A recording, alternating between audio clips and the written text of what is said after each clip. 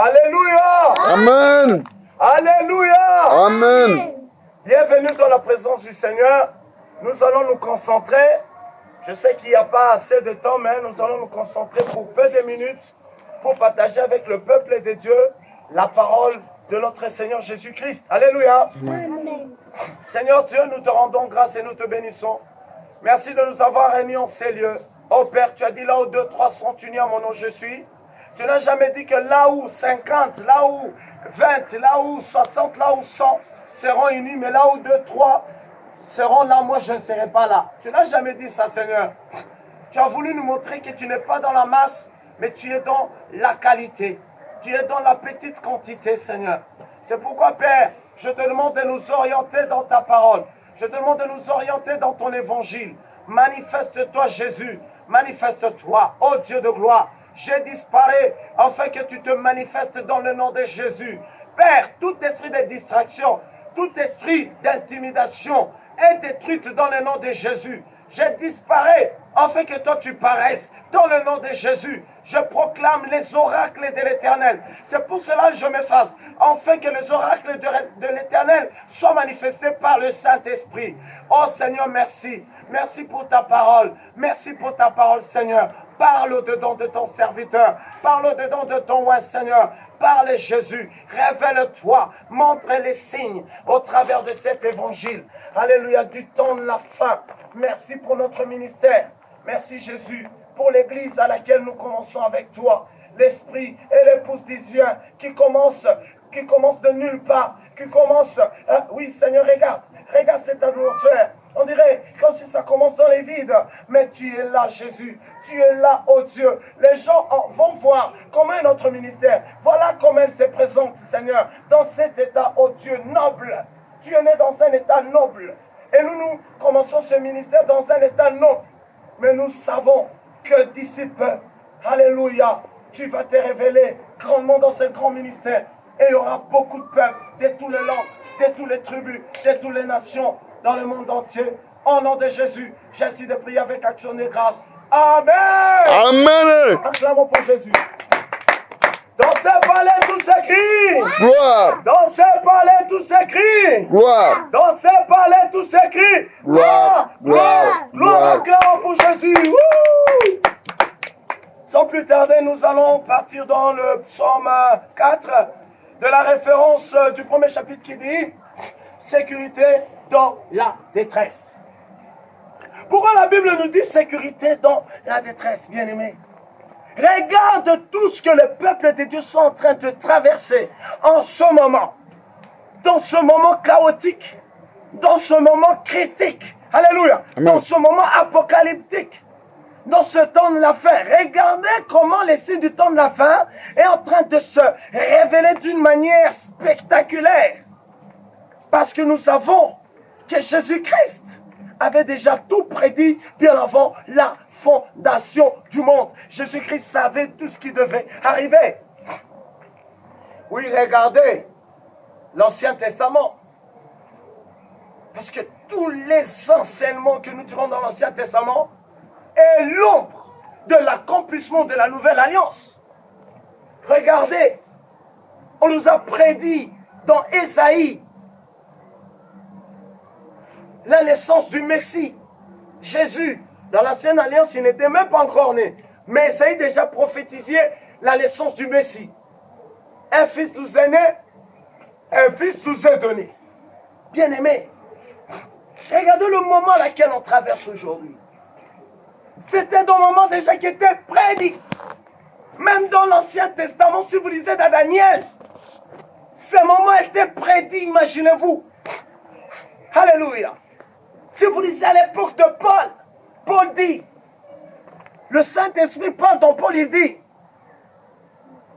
cette génération, elle ne passera pas. Regardez, bien-aimés. Regardez comment nous sommes en train de traverser deux moments critiques dans ce temps de la fin. Ce moment des coronas, le moment coronique. Moi, je l'appelle comment? Je l'appelle comme ça. Le moment coronique, troublant, qui a accablé, alléluia, la vie de beaucoup de gens dans le monde entier. Nous avons connu le sida à l'époque. Sida, c'était l'une des plaies qui a menacé le peuple de toute la terre. On a connu Ebola. Je pense que Sida, nous étions encore des petits enfants à l'époque. On ne savait même pas que nous serons des prédicateurs. Je sais qu'il y a eu des plaies, mais Corona a menacé. Maintenant, tu restes là, ne bouge pas. Mais la Corona a menacé la vie de beaucoup de gens.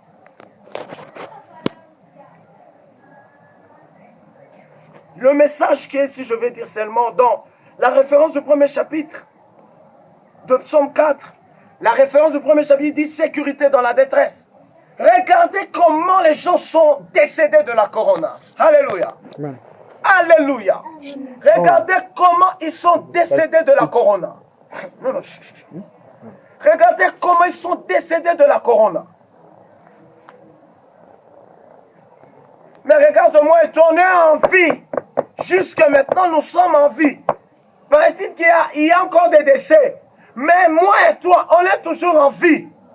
Alors pourquoi le psaume 4 de la référence du premier chapitre dit sécurité dans la détresse? Regardez comment cette maladie, cette plaie a consumé la vie de beaucoup de gens, même des chrétiens, qui étaient remplis du Saint-Esprit. Ils ont baissé des gardes.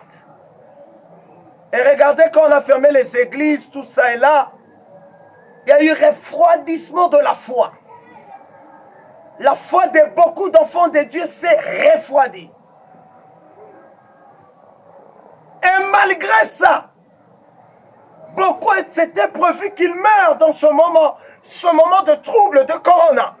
Mais Jésus-Christ nous a sécurisés. Sécurité dans la détresse. Quel amour notre Créateur a. Si nous allons dans le psaume 23, avant que je rentre ici au psaume 4, je lis un peu plus rapidement le psaume 23.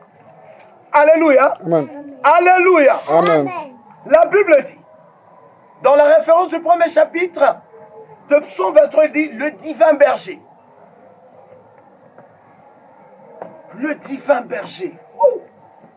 Un puissant, un grand puissant berger. Le divin berger, nous savons que c'est Dieu. Et nous savons que c'est Jésus-Christ notre Seigneur.